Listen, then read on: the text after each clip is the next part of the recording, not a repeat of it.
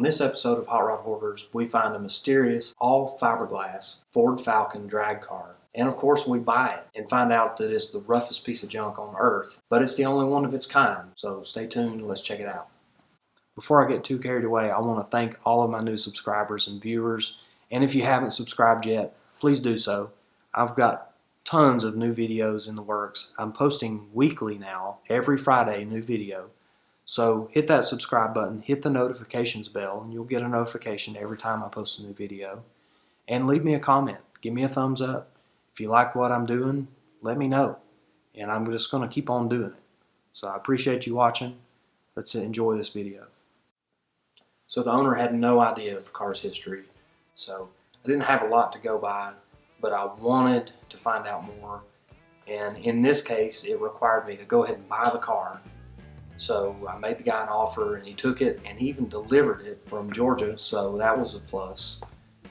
When this thing showed up, I was a little bit disappointed in the roughness of the car. I mean, it is bad. My dad was also pretty surprised, not very pleased with how this thing was just barely holding itself together.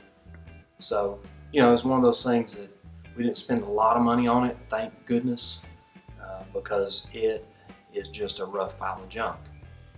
So my first thought when I realized that this thing was fully fiberglass front to back was that this was an AFX car. So these cars had altered wheelbase. That means that they moved the wheelbase around so that the car would transfer weight better and hook up better. So that's really where the name Funny Car came from, because they just looked funny. They'd move the rear axle forward, they'd move the front axle forward. You know, they created some odd looking cars, but they were some of the most iconic drag cars of all time. So to tell you a little bit more about the car itself, the body is based on a 66 or 67 Ford Falcon. It has had some adjustments. The wheelbase is a little bit different.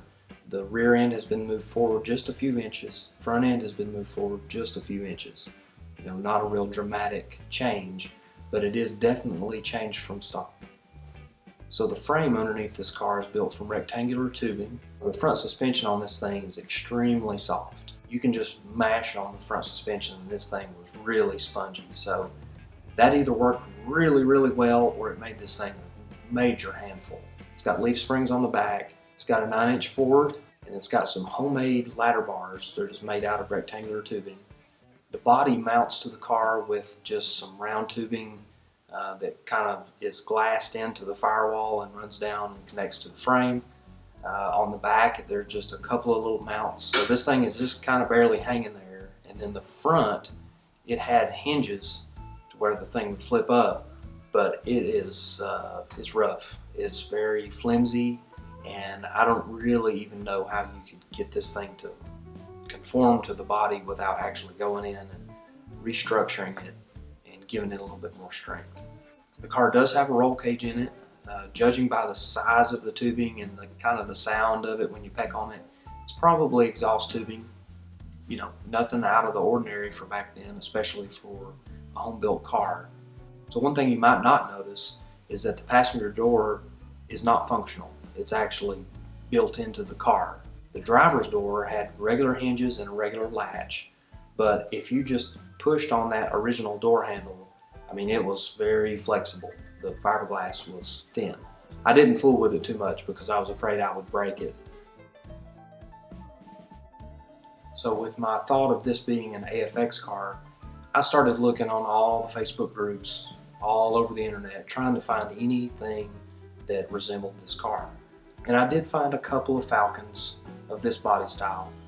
I just couldn't really find the exact car that this was. I mean, it had a very mildly altered wheelbase, nothing real crazy.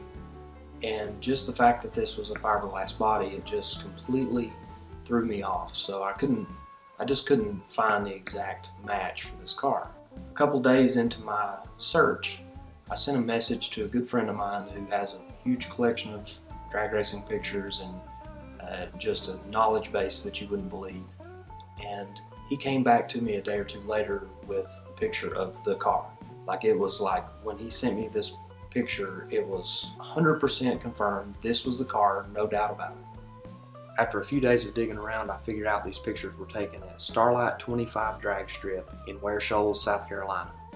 The next step I took was posting those pictures on a Facebook group about Blaney drag strip in South Carolina. Immediately got a response, actually got a couple of responses, and figured out where those pictures came from. They were actually taken by Frank Taylor. So then I get a comment on the post from Danny Chastain, another South Carolina guy who's around the tracks back then. He commented that he knew the car, that he remembered it. He remembered watching it at Ware Shoals, and his comment about the car was that it was very flimsy. And I could have told you that by looking at this thing. I mean, the fiberglass is like paper thin, and it's not mounted to the frame in a very secure manner. So I can only imagine what this thing looked like, launching really hard, or just driving through the pits. This thing probably flopped all over the place. So his comment was that it was flimsy. He didn't know what class it ran in, but he did know that it was run by Jimmy Phillips out of the Greenville, South Carolina area. I was actually able to get in touch with Jimmy Phillips thanks to a guy in a Facebook group, and was able to make that connection. I gave him a call right out of the blue. It was a little bit awkward, asking somebody about something they did over 50 years ago, but I just had to know. I'm really digging for information on this thing because it's such an obscure car. So anyways, I talked on the phone with Jimmy, and he didn't seem too sentimental about it. Didn't really have a tremendous amount of things to say, but he did confirm that he had an all fiberglass 66 Falcon that he raced. That alone confirms that this is the same car.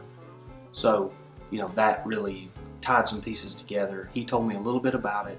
He said that it started as a steel-bodied car that he bought brand new from the Ford dealership that he worked at. And he built a fiberglass front end for it.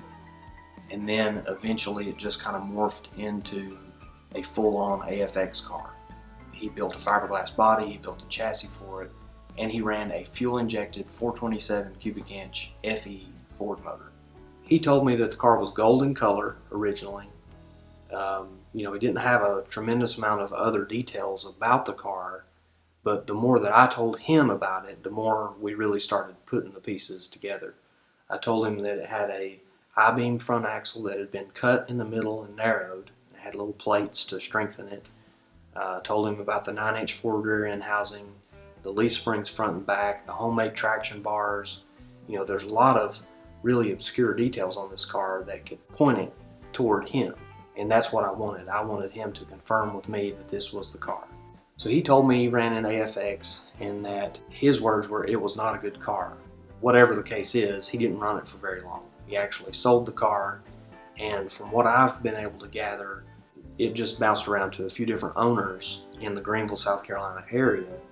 And those pictures that I saw that Frank Taylor took in 70 or 71 was actually a different owner. And I've yet to determine whether or not that was Charles Hedden or if that was some other guy there in Greenville. But it obviously had transformed a little bit. It got a different paint job, maybe different wheels, I don't really know that. Maybe a different engine, I don't know that either. But the car had transformed, and by this time, by 1970, funny cars were a whole different animal. We're talking about round tube chassis, we're talking about one-piece flip-up bodies. These cars were really, evolving quickly, leaving cars like this fiberglass Ford Falcon way behind the times. I mean, it was outdated by a lot. So by 1970, this car was probably running in B-altered or something of that nature, just because it wouldn't have fit in any of the gasser classes or anything like that. So I've recently become a newspapers.com nerd. I've been looking on this stuff, trying to research some cars, and I actually found that the Greenville newspaper is documented from start to finish. So I was able to go in there and type in Jimmy Phillips' name and Charles Hedden's name, and some drag racing results did pop up.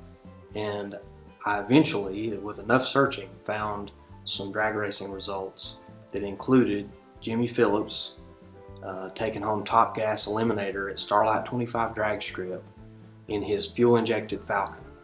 And this was in May of 1967.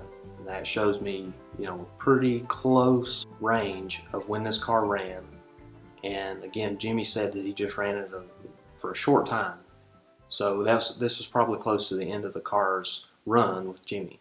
What I also found in the newspaper was a classified listing in September of 1970 of a complete fiberglass 1966 Ford Falcon. You know, this is it. This has got to be that car. There can't be two fiberglass Falcons in South Carolina, Greenville, South Carolina, to be exact.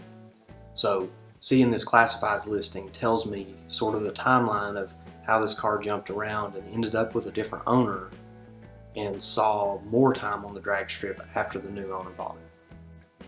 So when the car came in, it just had some regular old steel wheels and some roll-around tires, and we jacked it up and put a set of Kraters on it, some 15x4s, 15x8s on the back with some slicks, and that really tuned this car up as far as making it look period correct, kind of helping the stance a little bit, giving it a meaty tire on the back and something skinny on the front. And you know, it's actually not correct for the car because according to those pictures, it had steel wheels, just plain old steel wheels on it. And we actually got the pair of rear wheels with M&H slicks on it still. We got it all up, sitting on wheels. I posted some pictures of it on the internet, on Facebook mainly, and started getting some questions. And I had one guy who was interested in buying it, like the one guy who was crazier than me. So he was asking me some questions. He had kind of a trade offer, and I told him, you know, I'd rather just sell it straight out if I'm going to get rid of it. So we agreed on a price. He drove down here from Louisville, Kentucky. His name is Tony McConnell. He's a Ford man. He has a bunch of old race cars, gassers, lots of parts, lots of just cool stuff. He has a little bit of everything in his collection of stuff. So anyways, Tony and a couple of friends came down from Louisville. So really neat to meet those guys and to pass this thing on to somebody who really appreciates it. You know, it's not like we're selling a car and it's just going to get scrapped or it's just going to get pushed in the corner of a garage. This is not his intention. He wants to get this thing back on the drag strip, and he'll do it. He's done it with several other cars, and you can believe that it's going to have Ford power, and this thing will be doing wheelies before we know it.